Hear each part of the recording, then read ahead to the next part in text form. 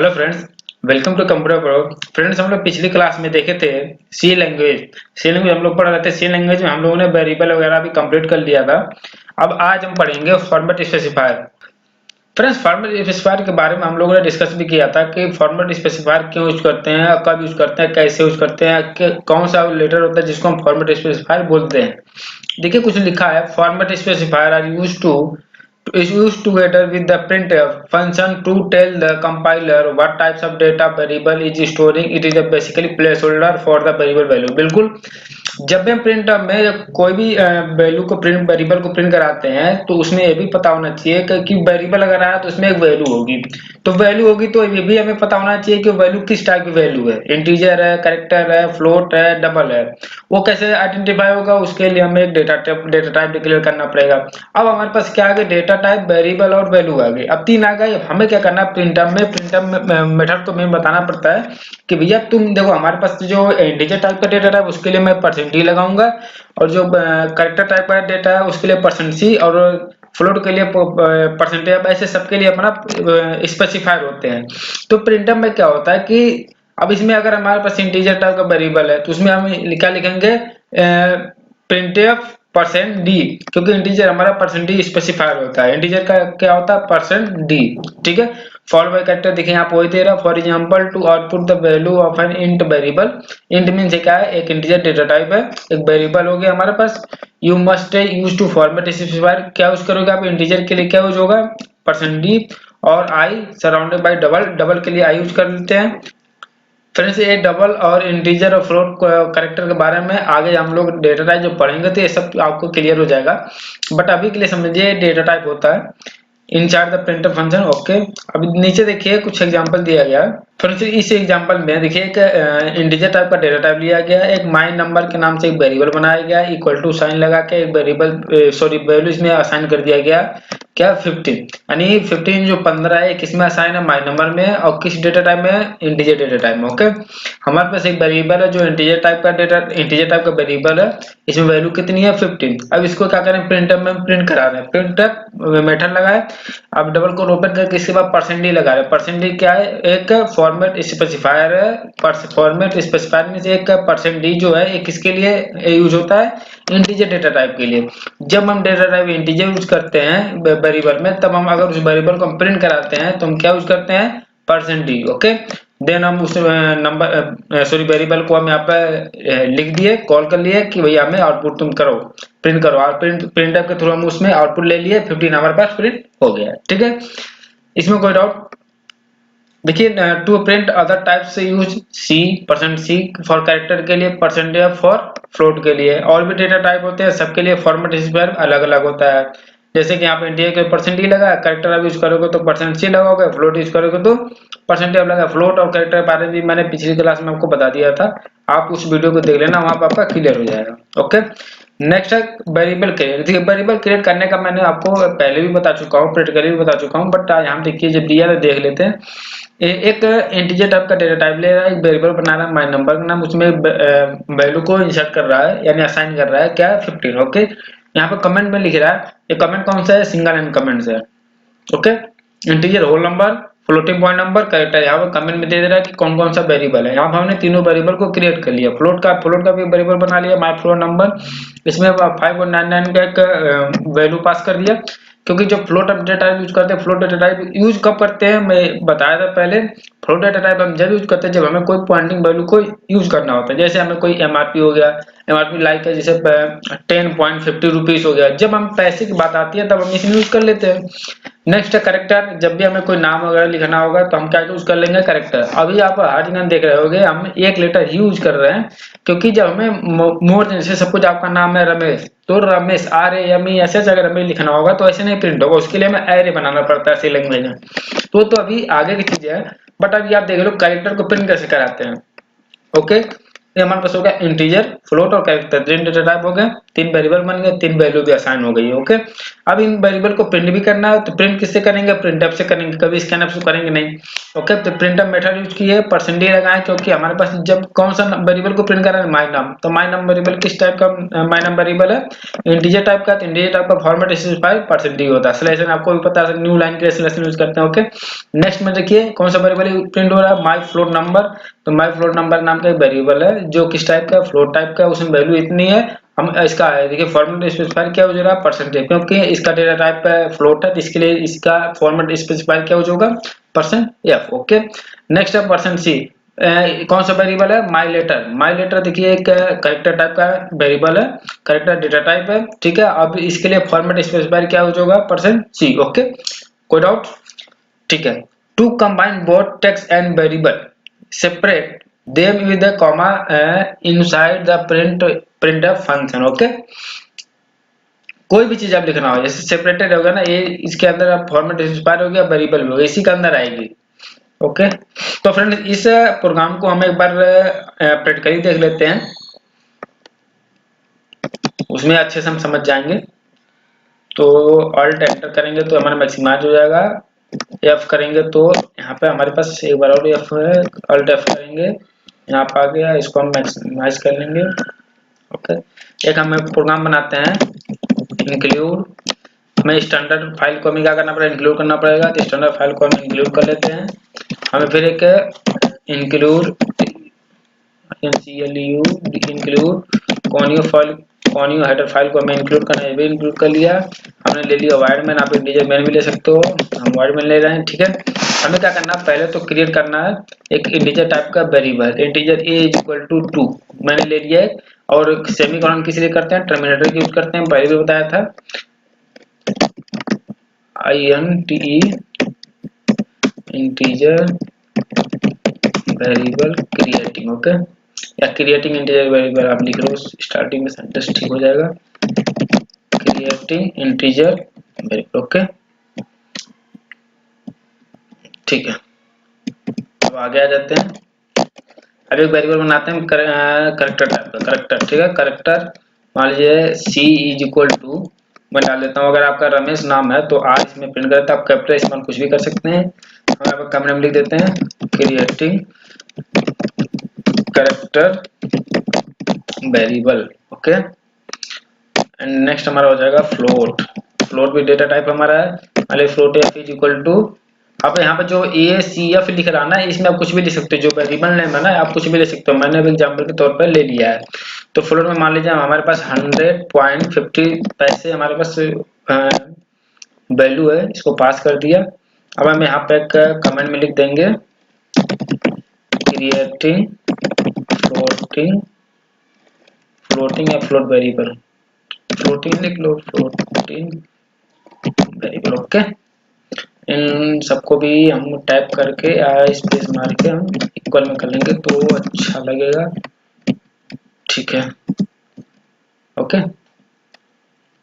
Done. आगे चलते हैं, हमने क्या कर लिया कि इंटीजर टाइप का वेरिएबल बना लिया, कि कैरेक्टर टाइप का वेरिएबल बना लिया, फ्लोट टाइप का वेरिएबल बना लिया। ठीक है, और सब में वैल्यू को असाइन भी कर दिया है। इक्वल का काम क्या करता है, असाइन का काम करता है, इसमें इक्वल बराबर का काम नहीं करता है, असाइन का काम। असाइन मींस होता है कि जो वैल्यू है इस किस में असाइन हो रही है, वेरिएबल में, यानी कि जो 100.50 है किस में असाइन हो रही है, एफ में, और आर किस में असाइन हो रहा है, सी में, और 2 किस में असाइन हो रहा है, ए में। ओके, चलिए मैं सबको प्रिंट करा लेता हूँ, अब यहाँ पे दे देता हूँ प्रिंटिंग वेरिएबल्स। सब जितने भी वेरिएबल्स हमारे बने उनको प्रिंट कर लेता हूँ। पहले हम करते हैं प्रिंट में इंटीजर को, तो इंटीजर में क्या है, ए डेटा टाइप इंटीजर, तो हम क्या फॉर्मेट स्पेसिफायर यूज करेंगे, %d। ओके, और यहाँ पर हम किसको कर लेंगे कॉल, ए को, करेक्ट, और यहाँ पर हम सलेक्शन लगा लेंगे तो हमारा न्यू लाइन आ जाएगी, क्योंकि नीचे हमारा और भी वेरिएबल्स हैं। ठीक है, ए हमारे पास इंटीजर को हो गया, प्रिंट एफ, अब इसमें हमारे पास जब कैरेक्टर यूज हो रहा है डेटा टाइप, तो हम क्या यूज करेंगे, %c। ओके, और यहाँ पर हम ना स्लेशन लगा लेंगे तो हमें इजी हो जाएगा न्यू लाइन के लिए। ठीक है, फिर प्रिंटफ यूज कर लेंगे %c/n, और सॉरी %c नहीं होगा, ये हमारा फ्लोट है तो एफ होगा यहाँ पे। ओके, और यहाँ पर कॉमा F लगा देंगे। नीचे आकर हम गेट CS कर लेंगे क्योंकि हमें आउटपुट भी चाहिए तो उसको होल्ड करने के लिए, ठीक है। कर्ली ब्रेसेस को क्लोज कर देते हैं। अब प्रोग्राम को पहले हम कंपाइल करेंगे। हमेशा प्रोग्राम को कंपाइल कराना होता है, इससे हमें पता चल जाता है कि हम कोई गलती तो नहीं कर रहे हैं, कोई एरर नहीं आ रहा है। अब रन कराते हैं, देखते हैं प्रोग्राम रन होता है कि नहीं होता है। देखिए हमारा प्रोग्राम रन हो चुका है, कोई इसमें एरर नहीं है। अच्छा, आपने देखा होगा कि इंटीजर की वैल्यू कितनी आ गई 2 और कैरेक्टर की वैल्यू R, और नीचे हमारे पास आ रही है फ्लोट का। तो फ्लोट का जो रेंज होता है ना एक बड़ा होता है, वो रेंज हम जब डेटा टाइप पढ़ेंगे तो बताएंगे आपको रेंज कितनी बड़ी होती है। तो यहाँ जो दे रहा ना 100.5000 दे रहा है, तो ये वो पूरे को एडजस्ट कर रहा है। इसमें हमने अभी कोई एरे नहीं बनाया, जब एरे बना देंगे तो जितनी वैल्यू हम देंगे उतनी वैल्यू लेगा। यानी कि हमें जब भी पॉइंटिंग की वैल्यू हो गए, हमें यहाँ पर बताने का मकसद ये था कि हम पॉइंट वैल्यू यूज करना होगा तो हम फ्लोट यूज करते हैं। ओके, अच्छा यहाँ पर ऐसे मैं बना दूं तो और बढ़िया लगेगा। मान लीजिए यहाँ पर इंट लिख दिया, यहाँ पे ऐसे कर दिया तो यहाँ पे ऐसे आ जाएंगे, ठीक है। अच्छा, हमारे पास यहाँ ना ओल्डेस्ट आउटपुट भी हमारे पास हो रहे हैं, तो हम क्या करेंगे यहाँ से ऐसे कर लेंगे और यहाँ पे इसके नीचे CLR या CLR हमेशा वेरिएबल डिक्लेरेशन नीचे और मेथड के ऊपर लगता है। ओके, और यहाँ पर हम यूज कर लेंगे कैरेक्टर के लिए, कैरेक्टर के लिए हो गए, और ये फ्लोट के लिए float data type FLOAT float data type के लिए हो गया। हम इसको रन करा लेते हैं। देखिए हमारे पास इंटीजर का 2 आ गया, कैरेक्टर का R आ गया, फ्लोट का 100 आ गया वैल्यू। ओके, गॉट इट, कोई डाउट? ठीक है, एंटर करता हूँ, मैं आता हूँ अपने टॉपिक पे। तो फ्रेंड्स ये एग्जांपल था, इसको मैंने आपको मैनुअली भी करके दिखा दिया। अगर कोई आपको डाउट होता तो कमेंट में आप कमेंट में जरूर कमेंट करें। फ्रेंड्स ये था, इसमें देखिए क्या है कि integer my number is equal to 15। Okay, ये एक मैसेज प्रिंट की जैसे हमने लिखा था कि integer is equal to, same ऐसे ये भी सेंटेंस डाल दिया, जैसे लिखा तो वैसे वहां भी आ जाएगा। आप भी लिख सकते हो, ट्राई कर सकते हो। ओके, चलिए देखिए। अच्छा, यहाँ पे देखिए एक इंटीजर नंबर बना है 15d%d और एक लाइन में प्रिंट हो रहा है। जैसे मैं बताता हूँ, ये फ्रेंड्स हो जाता है कंपाइल करने पर, ठीक है। यहाँ पे आ गए। अब ये जितने हम 3 लाइन में लिखे हैं, मैं इनको पहले सिंगल लाइन में डालता हूँ। हम एक लाइन में भी इसको प्रिंट कर सकते हैं, उससे क्या होगा, ले सब कोडिंग यानी हमारी कोडिंग करने की भी टेंशन कम हो जाएगी, ठीक है। अब यहाँ पर %d हो गया। %d के लिए अब एक और लगाते हैं हम कैरेक्टर के लिए, तो कैरेक्टर के लिए लग जाएगा %c/n। फिर किसके लग जाएगा, फ्लोट के लिए लग जाएगा, तो फ्लोट के लिए लग जाएगा यहाँ पे %f/n। लगाओ या ना लगाओ कोई दिक्कत नहीं, क्योंकि आगे तो हमारे पास कोई लाइन है नहीं। ए लग गया और क्या हो जाएगा, सी हो जाएगा और एफ हो जाएगा। ये हम एक लाइन में भी कर सकते हैं। हम इसको पहले तो कंपाइल करते हैं, कंपाइल करने के बाद देखते हैं कोई एरर नहीं मिल रहा, ठीक है। रन करते हैं, इस प्रोग्राम को हम रन करा दिए। देखिए हमारे पास सेम डेटा इधर आ गई। अच्छा, हमने करेक्टर के बाद आई थिंक वो नहीं लगाया, सिलेक्शन नहीं लगाया। ओके, सिलेक्शन लगा देता हूँ, कॉमा लग गया था। देखिए integer 2, character R, float 100। Okay, ये था हमारा। ये जो स्पेस आ रहा है यहाँ से भी आप ऐसे कर दोगे तो इक्वल में आ जाएंगे। देखो आप सब इक्वल में आ गई। ओके, कर्सर देखिए मूव करा नीचे, क्योंकि सिलेक्शन लग चुका है इसमें भी, इसी वजह से कर्सर नीचे मूव कर। आप एक लाइन में भी किसी भी डेटा को प्रिंट कर सकते हो, और यहाँ पे एक चीज और कर सकते हो। नहीं ठीक है, कोई दिक्कत नहीं, वो हम बाद में बताऊंगा। तो फ्रेंड्स आई होप कि इसमें भी आपको कोई डाउट नहीं है। देखते हैं आगे, change variable value. Okay, change variable value means होता है, देखिए मैं आपको यहाँ पे प्रैक्टिकली बताता हूँ। एक मैं और ले लेता हूँ न्यू, होती है रिक्वायरमेंट कभी कभी। देखिए मैं तो पहले एक इंक्लूड कर लेता हूँ हेडर फाइल स्टूडियो को, स्टूडियो होता है studio.h। Okay, include new.h void main। अब यहाँ पे क्या होता है, जैसे मान लीजिए अभी हम क्या करें, इंटीजर मान लीजिए मैं डाल दिया, एक ले लिया नंबर, एक नंबर ले लिया, जैसे मान लीजिए मैंने डाल दिया 12, ठीक है। अब हमें क्या करना है, इसको मैंने प्रिंट भी करा लेना है। एक बार प्रिंट करा लेते हैं, परसेंट क्या लगाएंगे, स्पेसिफायर %d लगाएंगे, और नंबर को हम क्या कर लेंगे, प्रिंट करा लेंगे, और यहाँ पर गेट लगा लेंगे, और यहाँ से हम प्रोग्राम को रन करा लेंगे। ठीक है, 12 आ रहा है यहाँ पे, ओल्डेस्ट हमारे आउटपुट आ रहा है, इनको हम क्या करते हैं CLR से इसको हम हटा लेते हैं। देखिए हमारे पास 12 आ रहा है ना, हमें क्या रिक्वायरमेंट है कि 12 का हमें 50 आना चाहिए और वेरिएबल की वैल्यू ना चेंज हो, यानी कि हमारे पास अभी जो 12 आ रहे हैं वहां हम 15 आ जाए। तो इसके लिए हम क्या करेंगे, कुछ नहीं करना है, इसी वेरिएबल को नीचे लिख के इसमें हम क्या असाइन कर देते हैं 50। ठीक है, अब क्या होगा कि पहले तो कंपाइलर आएगा, चेक करेगा नंबर इक्वल टू 12, तो 12 को नंबर में ले लेगा, बट नीचे फिर देख रहा है कि नंबर की वैल्यू कितनी करनी है हमें, फिर 15। तो कुछ नहीं करेगा, ये आपको वैल्यू उसकी रिप्लेस कर देगा मेमोरी में जाके। ओके, इसमें कुछ नहीं होता, मैं एक डायग्राम बनाता हूँ, मैं आपको दिखाता हूँ उसमें कैसे होता है, इसको आप एक बार जरूर ध्यान से समझना।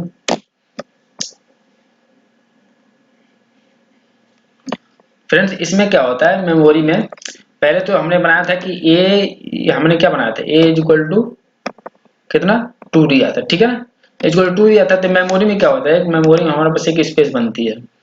ठीक है, इस मेमोरी का नाम हमारा क्या दिया जाता है, इसका नाम दे दिया ए। कंप्यूटर क्या करता है, इसका नाम ए दे देता है, तो कंपाइलर जब चेक करेगा इसकी वैल्यू कितनी हो जाएगी 2 दे दिया। जब तक कोई भी डेटा मेमोरी में सेव नहीं होगा तब तक हमारा डेटा प्रिंट नहीं होता है। तो ये क्या करता है, जैसे हम प्रिंटअप लगाते हैं तो यहाँ हमें 2 दे देता है, बट हम क्या कर रहे हैं कि अब इस वाली वैल्यू को हम इसको रिप्लेस कर रहे हैं।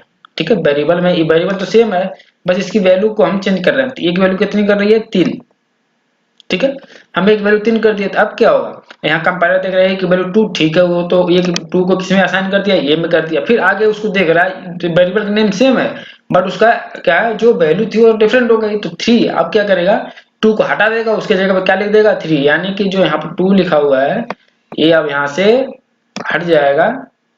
मैं इसको यहाँ से हटा देता हूँ, अब यहाँ क्या आ जाएगा 3, क्योंकि कंपाइलर में जब दोबारा चेक करेगा तो उसके बाद उसको वैल्यू क्या मिल रही है 3, यहाँ पे 3 लिख देगा, और यहाँ से भी हमारे पास जो आउटपुट आएगा वो क्या आएगा 3 आएगा।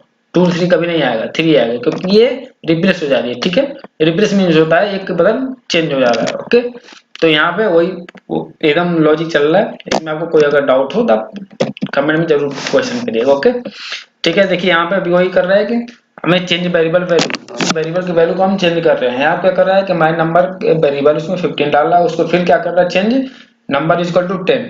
तो आप जब 10 इसको रन कराओगे तो आपको 10 वैल्यू ही मिलेगा, 50 नहीं है। कितने लोग कहेंगे कि 50 और 10 दोनों देगा, नहीं एक ही देगा आपको। ओके, अंडरस्टैंड, ठीक है।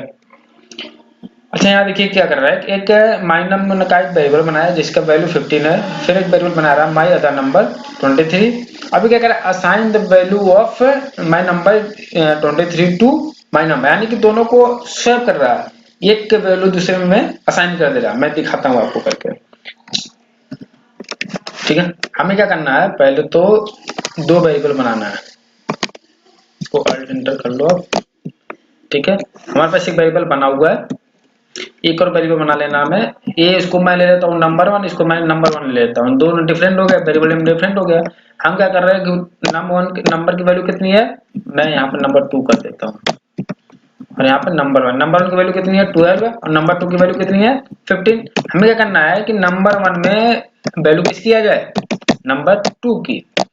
तो यहाँ पर प्रिंट क्या होगा, जब नंबर 2 की वैल्यू नंबर 1 में आ रही है तो हमें प्रिंट भी किसको कराना पड़ेगा, नंबर 1 को ही प्रिंट कराना पड़ेगा। तो यहाँ से नंबर 1 प्रिंट करता, अब रिजल्ट क्या आएगा, देखना ध्यान से देखना, नंबर 1 की वैल्यू कितनी है 12 और नंबर 2 की वैल्यू 15। तो नंबर 1 में वैल्यू कौन सी असाइन हो रही है, हमेशा राइट साइड की वैल्यू किसमें असाइन होती है, लेफ्ट साइड में। तो राइट साइड में नंबर 2 की वैल्यू 15 और नंबर 1 में वैल्यू कितनी थी 12, तो नंबर 1 की वैल्यू 12 की जगह क्या असाइन हो जाएगी 15, यानी रिजल्ट में क्या आना चाहिए 15। कंपाइल करते हैं, पहले देखते हैं कोई हमारे पास सिंटैक्स एरर तो नहीं है। ओके, एक एरर है, क्या चीज है देखते हैं, नंबर 2। ओके सॉरी, यहाँ पे ना हमें डेटा टाइप नहीं दिए थे। अब आप कंपाइल कराओगे तो ये रन हो जाएगा। देखो यहाँ पे 0 आ गया, अब रन कराते हैं, यहाँ से रन कराएंगे तो हमारे पास वैल्यू आ गई 15। ओके, क्योंकि ये जो नंबर 2 की वैल्यू थी उसमें हम असाइन कर दे रहे हैं, यानी कि बिल्कुल उस वैल्यू को हम उसके जगह से हटा के इसमें दूसरी वैल्यू हम असाइन कर दे रहे हैं वेरिएबल को। ठीक है, ओके, कोई डाउट, ऐसा ही होता है, ऐसा सिचुएशन आती है जब आप आधार अपडेट करवाते हैं तो उसमें यही लॉजिक होता है कि आपका पुराने एड्रेस पे जो न्यू एड्रेस होता है वो रिप्लेस हो जाता है, यानी कि वेरिएबल 2 होते हैं, उसमें एक वेरिएबल के ऊपर एक वेरिएबल हमारी पेस्ट हो जाती है, बस और कुछ नहीं होता। आधार कार्ड में भी सेम ही प्रोसेस होता है। ओके, आपने आधार कार्ड भी अपडेट करवाए होंगे, तब उसमें भी यही देखिएगा, यही कंडीशन उसमें भी होती है। देखिए नेक्स्ट हमारे पास एक और एग्जांपल आ गया, इसमें क्या कर रहा है कि integer num value equal to 50, ठीक है फ्रेंड्स, ये देखिए एक और एग्जांपल है। इसमें क्या कर रहा है, एक वेरिएबल बना रहा है जिसकी वैल्यू कितनी है 15, और इसमें वेरिएबल विदाउट असाइन, दूसरा जो वेरिएबल बना रहा है उसमें कोई वैल्यू असाइन नहीं हो रही है। पहले वेरिएबल में एक वैल्यू असाइन हो रही है, बट दूसरे वेरिएबल में कोई वैल्यू असाइन नहीं हो रही है। जिसमें नहीं असाइन हो रही है, जिसमें असाइन उसकी वैल्यू इसमें असाइन कर दे रहा है। चलिए मैं इसको भी करके दिखाता हूँ आपको। देखिए हमें ये क्या कर रहा है कि हमें नंबर 1 में वैल्यू को असाइन कर दिया, नंबर 2 में वैल्यू को असाइन नहीं किया है। तो अब हमें क्या करना होगा कि नंबर 2 में किसकी वैल्यू असाइन हो जाए, नंबर 1 की। ओके, तो हम यहाँ पे नंबर 2 को यहाँ पर प्रिंट करा लेंगे। अब हम यहाँ पे देखते हैं कंपाइल करा के कोई एरर तो नहीं है। ओके, यहाँ पे हम रन करा लेते हैं। ओके, कोई डाउट? ठीक है, चलते हैं नेक्स्ट के एग्जांपल पे। यहाँ पे देखिए एक और कुछ दिया है, हाँ वेरिएबल टुगेदर। ओके, एक वेरिएबल बनाइए x equal to 5 y equal to 6, एक सम कर रहा है यानी दो नंबर को जोड़ रहा है। चलिए इसका भी मैं करता हूँ। देखिए यहाँ पे आगे हमें क्या करना है, पहले तो मैं इतने को यहाँ से हटा देता हूँ। हमें दो नंबर को ऐड करना है, यानी जैसे कैलकुलेशन करते हैं ना या एडिशन करते हैं, सेम ऐसे ही करेंगे। हम क्या करेंगे, a की वैल्यू दे दिए 2 और इंटीजर b की वैल्यू 4 दे दी। ओके, हमें क्या करना है, एक इंटीजर ले लेंगे, एक और वेरिएबल जिसमें इनको हम क्या कर लेंगे, कैलकुलेशन कर लेंगे। c equal two plus b। तो अब इसमें देखना क्या होगा, a की वैल्यू कितनी है 2, b की वैल्यू 4। अब c एक कैलकुलेशन के लिए भी वैल्यू चाहिए। इसमें क्या होगा, जो a और b की वैल्यू जो जुड़ेगी वो किसमें फिर असाइन होगी, कोई ना कहीं वैल्यू असाइन होगी। जो a और b की वैल्यू जुड़ गई वो किसमें होनी चाहिए, c में आनी चाहिए। तो c हम क्या कर लेंगे, यहाँ पे प्रिंट करा लेंगे। हम यहाँ पे c को प्रिंट करा लेंगे। ओके, चलिए मैं देखता हूँ इसको रन करके।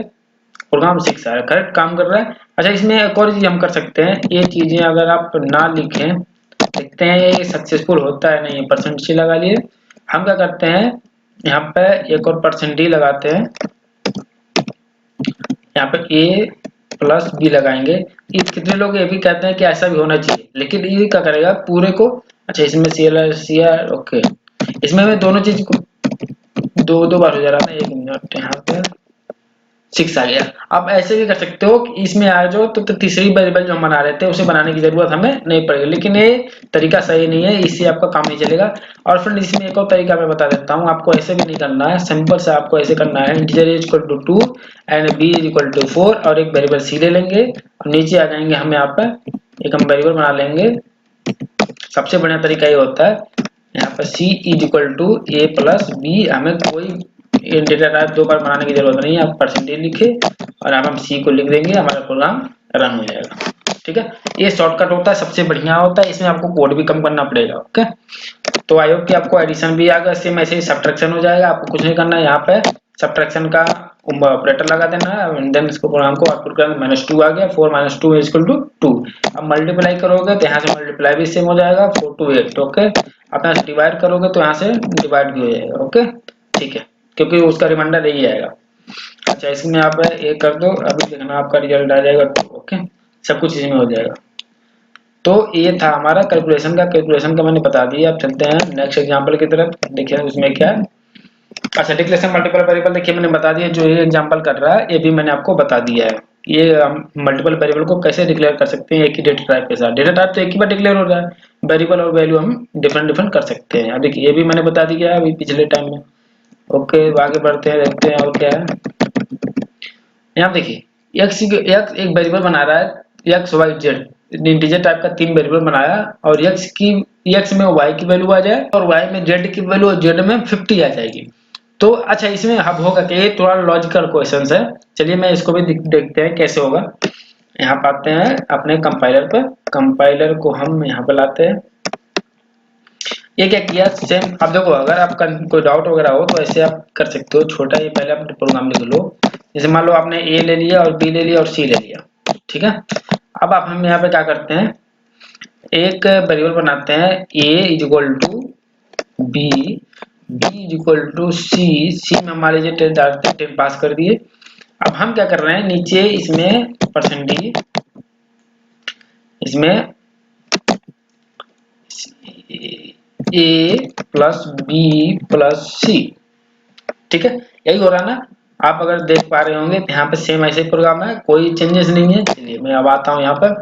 अब देखिए क्या हो रहा है कि मैंने पहले ही बताया कि राइट साइड की वैल्यू किस में असाइन होती है, लेफ्ट साइड में। तो 10 की वैल्यू किस में आई, सी में, तो सी की वैल्यू कितनी हो गई 10। अब सी की वैल्यू कितनी है 10, अब 10 किस में असाइन हो रहा है, बी में, तो बी की वैल्यू कितनी हो गई 10, अब बी की वैल्यू किस में असाइन हो रहा है, ए में। अब क्या करेगा, इनका रिजल्ट क्या आना चाहिए, तो आप आइडिया लगाइए और इसकी कमेंट में कमेंट करिए। चलिए मैं प्रोग्राम को रन कराता हूँ, देखता हूँ कितना आता है। ओके चलिए कंपाइल करा दिए, कंपाइल कराने का कोई एरर नहीं है, इसको रन करा दिया, रन करने के बाद 30। ओके अब 30 कैसे आया, आपको समझ में आ गया तो बहुत बढ़िया, अगर नहीं समझ आया कमेंट में करिएगा, मैं आपको वहां पर बताऊंगा। तो इसमें क्या हुआ मैं आपको बता दूंगा। फिर 10 की वैल्यू किस में आई, सी में, सी की वैल्यू कितनी हो गई 10, कि सी की मेमोरी में कितनी आ गई 10 आ गई। अब सी में कितने, अब सी की वैल्यू 10 हो गई है, तो सी की वैल्यू किस में असाइन हो रही है, बी में, तो बी की वैल्यू भी 10 हो जाएगी। फिर ऐसे सेम ए की वैल्यू 10 है, नीचे हम क्या कर रहे हैं, सबको ऐड कर दे रहे हैं, और कुछ नहीं हो रहा है इसमें। ओके फ्रेंड्स चलिए मैं आगे बढ़ता हूँ। तो फ्रेंड्स अब देखते हैं सी वेरिएबल नेम, इसमें भी क्या है, all C variable must be identify with unique names. बिल्कुल, this unique name is called identifier. जो यूनिक नेम होते हैं उन्हीं को हम आइडेंटिफायर बोलते हैं। और आपसे एक क्वेश्चन पूछा भी जाता है, एक क्वेश्चन आता भी एग्जाम में कि व्हाट इज आइडेंटिफायर, तो आप हमेशा बताना the unique names are called identifier. एक शॉर्ट में बता देना कि जितने भी हमारे यूनिक नेम होते हैं वो क्या होते हैं, आइडेंटिफायर होते हैं। ठीक है, यहाँ देखिए लिख दिया, all C variable must be identify with unique names. The identifier can be short name like AX and Y और more descriptive name age num total value में। ऐसे हमारे भी एक आइडेंटिफायर होते हैं, क्योंकि यही तो पहचान होती है कि वेरिएबल क्या है, वैल्यू क्या है। Okay note, it is recommended to use descriptive name order to create understandable and maintainable. Okay यहाँ देखिए एक वेरिएबल बना रहे हैं इंटीजर टाइप का, ठीक है, और एक ये भी इंटीजर टाइप बन रहा है, दोनों है हमारे पास। एक एम यानी कि कभी भी आप वेरिएबल बनाना तो इससे समझ में आ जाएगा कि किस टाइप का वेरिएबल है। सपोज मैं एक वेरिएबल बना रहा हूँ, कोई फॉर्म का फॉर्म फिल करना, उसमें मैं वेरिएबल बना रहा हूँ कि F name. F name means क्या होता है, फर्स्ट नेम। अब आप डाल दो नेम, तो नेम मींस क्या है, कौन सा नेम, क्योंकि नेम 3 होते हैं, first name, middle name and last name. तो आपको ये भी आइडेंटिफाई करना होगा, तो first name, middle name and last name हमेशा वेरिएबल तरीके से बनाओगे तो बहुत बेटर होगा। ओके क्योंकि इसमें क्या होता है कि डेवलपमेंट में कोडिंग कोई और करता है और उसमें फिर डेटाबेस में कोई और काम करता है, तो इसमें लोगों को समझ में आ जाए आसानी से, डेवलपर को इजी समझ में, क्योंकि एक डेवलपर कोई पूरा प्रोजेक्ट नहीं बनाता है। ओके किसी भी कंपनी में एक डेवलपर को पूरा काम नहीं करना होता है, उसमें कुछ ही पार्ट उसको करना होता है, कुछ पार्ट दूसरे डेवलपर को करना होता है। नीचे देखिए कुछ रूल्स दिया गया, name can contain letter digit underscore. जो भी हम वेरिएबल बनाएंगे उसमें क्या क्या कंटेन कर सकते हैं, केवल लेटर डिजिट, यानी लेटर में कोई लेटर लिख सकते हैं A to Z, और डिजिट में 0 to 9 तक लिख सकते हैं, अंडरस्कोर लगा सकते हैं, बाकी और कुछ हम वेरिएबल में नहीं यूज कर सकते। Okay name must be begin with a letter और अंडरस्टैंड, यानी बिगन में होती शुरुआत, उसकी जो शुरुआत होगी और अंडरस्कोर या लेटर से ही होगी। Okay name can case sensitive, case sensitive में से होता है कि आप अगर स्मॉल में लिख रहे हो तो आप स्मॉल में लिखो, अब अगर कैपिटल में लिख रहे हो तो कैपिटल में लिखो। यानी जैसे कि ये लिख रहे हो ना, ये आप तरीका ये ऐसे मत लिखा करो, आप ऐसे लिखा करो, इसमें आप बेटर रहेगा। ठीक है name can not contain white spaces और स्पेशल कैरेक्टर्स, यानी व्हाइट स्पेस कोई स्पेस नहीं होना चाहिए वेरिएबल में, नहीं तो अलग अलग हो जाएंगे। और कोई भी स्पेशल कैरेक्टर जैसे %d, परसेंट नहीं sorry percent, address of, and, dollar, euro, ये सब साइन नहीं आना चाहिए। ठीक है next reserve word such as the integer can not be used in name. Variable में आप कभी इंटीजर नहीं यूज करोगे, फ्लोट नहीं यूज करोगे, और जितने भी डेटा टाइप में हम वो नहीं यूज कर सकते। ओके बहुत सारे हैं, अभी आप जैसे जैसे आगे बढ़ते जाओगे उसमें बहुत सारी चीजें हम देखते रहेंगे। तो हमें इन सब जो रिजर्व हमारे पास है ना सी लैंग्वेज में, वो हम नहीं यूज कर सकते हैं, वो हमारे लिए ऑथेंटिकेशन नहीं है। ठीक है you can also assign same value multiple variable same type. Okay real life example obtain और एग्जांपल भी tend simplify variable name much is the data type is the my integer my num for integer types my character for types etc it is done to the avoid confusion. अभी हमने पढ़ लिया पहले। देखिएगा नीचे example बना हुआ, एक स्टूडेंट आईडी है। ठीक है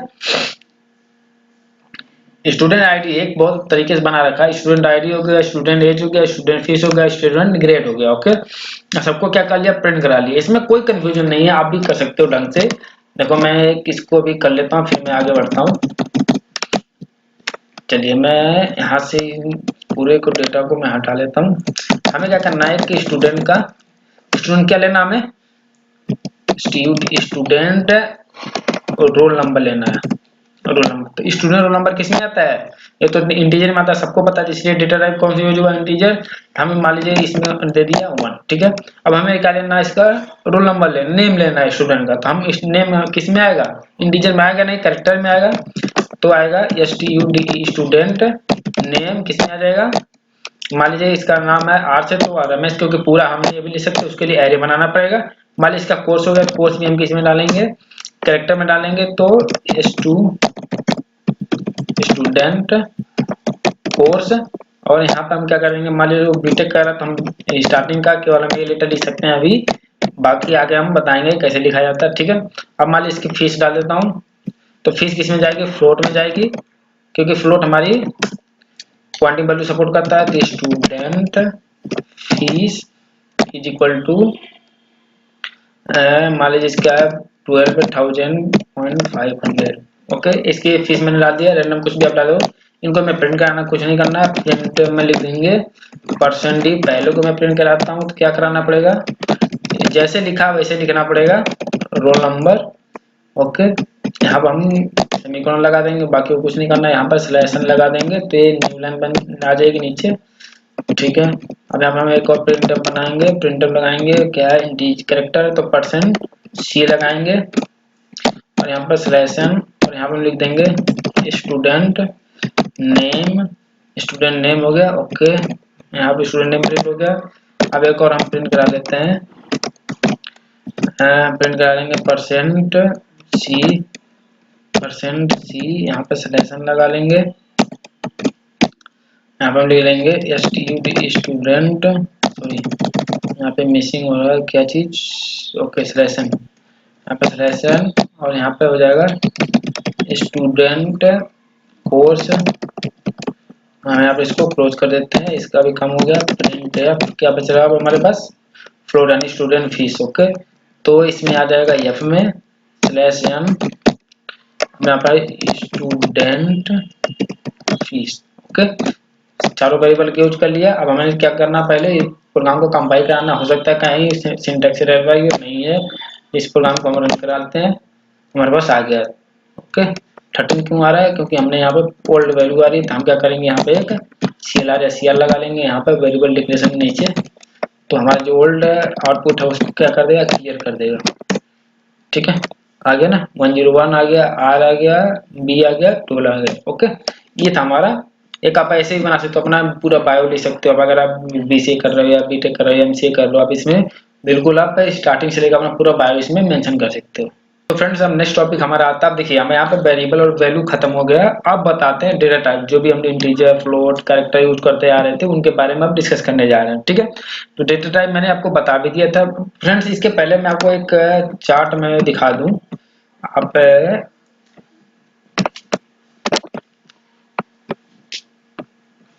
तो फ्रेंड्स, ये हमारे पास डेटा टाइप कितने पार्ट में डिवाइड होते हैं? 2 में। प्रिमिटिव डेटा टाइप है, नॉन प्रिमिटिव। मैं आपको बता देता हूँ, प्रिमिटिव मींस होता है जो पहले से सी कंपाइलर के अंदर डला होता है, यानी कि जो रिजर्व होते हैं। अभी हमने देखा था जब वेरिएबल में कुछ रूल पढ़ रहे थे, उसमें लिखा था कि आप इंटीजर नहीं यूज कर सकते हैं, क्योंकि रिजर्व होता है पहले से। यानी कि जो सी कंपाइलर के पास पहले से डेटा जो सी कंपाइलर के पास पहले से डेटा टाइप पड़े हुए हैं, उनको हमने यूज करना है। हमें क्या यूज करना है? केवल उस वेरिएबल में जो हमें खुद से वेरिएबल बनाना है। तो डेटा टाइप क्या होते हैं? हमें ये आइडेंटिफाई करते हैं कि जो वेरिएबल बन रहा है किस टाइप की वैल्यू स्टोर करेगा और किस टाइप की वैल्यू उसमें स्टोर करनी है, ठीक है। अब हमें डेटा टाइप के पार्ट भी होते हैं। तो डेटा टाइप के 2 पार्ट होते हैं, जनरली 2 पार्ट होते हैं। पहला प्रिमिटिव डेटा टाइप, दूसरा non primitive data type. Primitive data type में वो डेटा टाइप आ जाता है जो पहले से सी कंपाइलर के पास पड़े हुए हैं, और नॉन प्रिमिटिव में वो डेटा टाइप आता है जो हम खुद बनाएंगे। चलिए देखते हैं। एंड हमारे इसमें प्रिमिटिव डेटा टाइप में कौन कौन से डेटा टाइप आते हैं, पहले इसको देख लेते हैं, और एक इसमें भी एक ऐसे लाइन खींच लेते हैं। और इसमें क्या करना है? पहले हम देखेंगे कि पहले नंबर पे कौन आता है, ठीक है। 1 2 3 4 4 डेटा टाइप हम आपको बताने वाले हैं। तो मैं एक एक करके लिख लेता हूँ यहाँ पर। पहला जो हमारा डेटा टाइप है वो क्या है? इंटीजर, सॉरी इंटीजर, ठीक है। दूसरा हमारा डेटा टाइप क्या है? कैरेक्टर। तीसरा डेटा टाइप हमारा क्या है? फ्लोट। चौथा डेटा टाइप हमारा क्या है? डबल। डबल आपको मैं बीच में बताया भी था।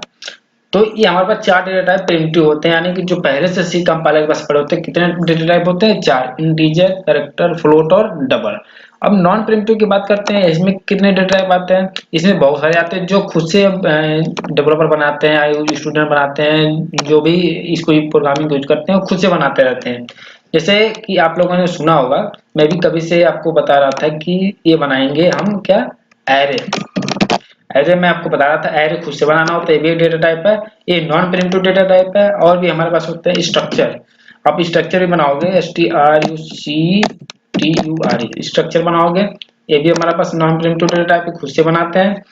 यूनियन ये भी बनता है, सी लैंग्वेज में भी बनता है, मैं बनवाऊंगा उसमें दिखाऊंगा।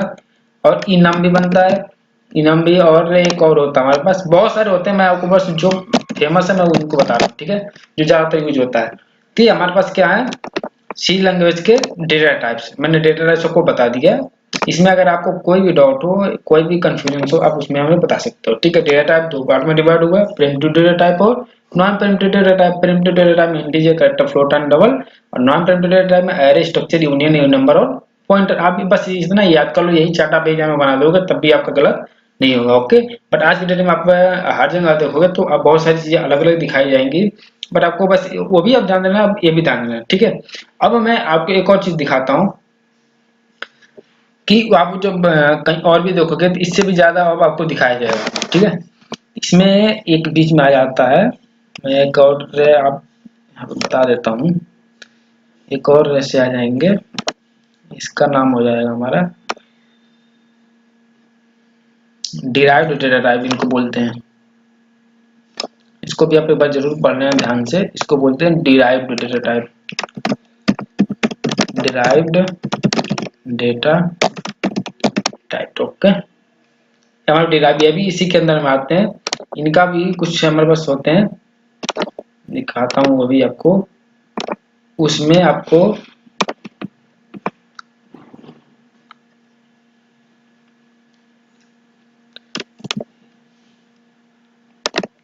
एक इधर हम बना लेते हैं और एक ये,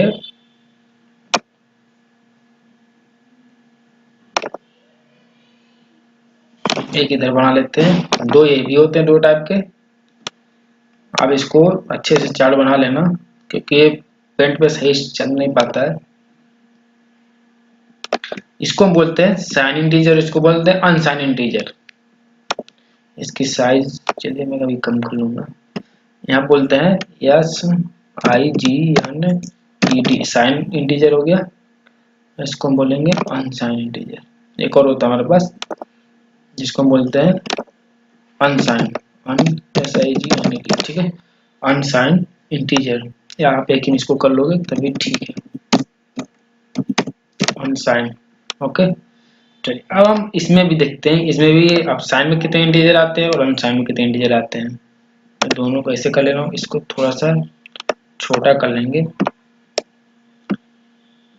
और हमें अच्छे दिख जाएगा, ओके। कुछ ज्यादा ही छोटा हो गया, कोई दिक्कत नहीं, मैं ऊपर कर लेता हूँ। चलिए यहाँ से हम पेंसिल ले लेते हैं, मैं इनको भी डिवाइड कर देता हूँ, क्योंकि इसमें थोड़ा बड़ा बड़ा आ जाएगा, 1 2 3, ठीक है। मैं यहाँ पे ले लेता हूँ SIGN sign integer,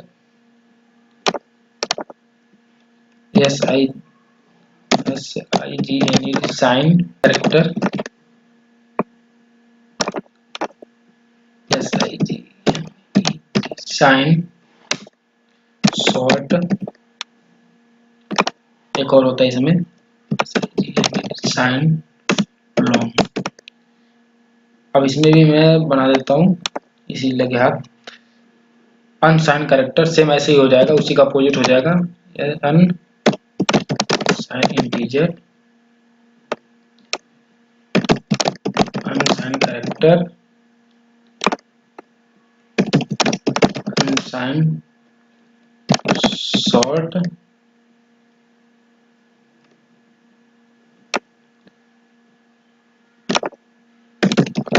अनसाइन long, okay.